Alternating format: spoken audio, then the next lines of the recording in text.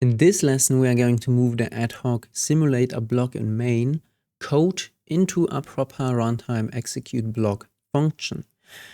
This is a step towards a real block pipeline, like read the header, iterate extrinsic, dispatch calls, log errors.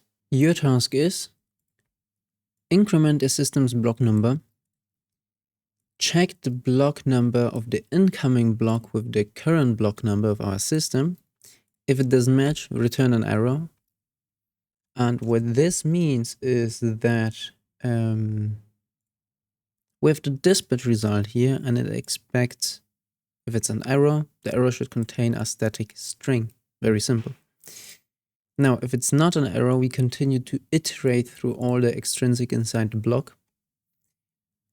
We increment the nonce of whoever called and dispatch the extrinsic using the caller call contained in the extrinsic. This could throw an error, and if it's an error, we just want to handle it by printing the error and any captured meta information, like what kind of extrinsic was it that has been called and maybe what kind of index it was at. Right, and if that's done, we finally then, after we iterate through all the extrinsic, we can return this okay. And exit our execute block function. Your task is, we want to implement this execute block function. To do so, we first need to increment a system's block number. Then we have our incoming block and we check this block number with the system's block number. If they don't match, we want to return an error. We can just simply return the error with some kind of a message inside as a string. After that, we iterate over the extrinsics inside the block. We increment the nonce of the caller, and the caller is obviously inside the extrinsic. Then we dispatch the extrinsic using the caller call contained in the extrinsic. This could again as well throw an error. If it's an error, we just want to print it out. We want to print out some auxiliary helper information as well, like for example, at which index did the error occur inside the extrinsics array, or vector in this case.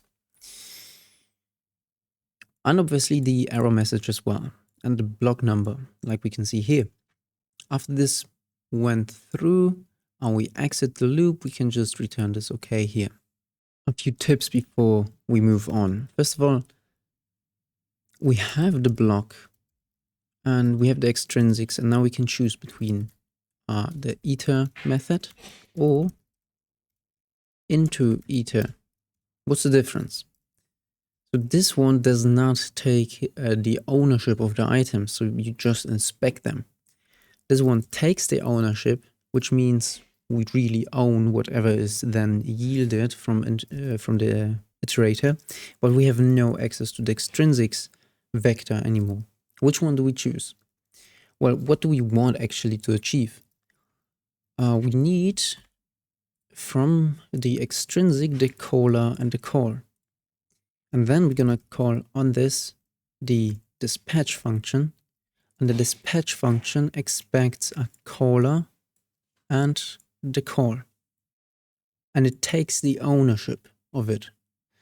So we need actually to take on the ownership and choose therefore the into iter, which yields us the ownership, in order to then pass it to dispatch function. Furthermore, in order to access the dispatch function, which is defined here, we need to actually import it. And you will find the warning as well that there's no method named dispatch found in a mutable reference runtime, but in the current scope. And it then suggests us to import it from use create support dispatch. And that's what you can find here as well as a to-do comment. We should import the dispatch trait from the support crate. Finally, you probably do yourself a favor if you destruct the extrinsic directly in the loop. Not in the loop, but in the header of the loop. And furthermore, in order to get the index, we can call the enumerate on top of that. And you would get something like E for index, and then the destructed extrinsic.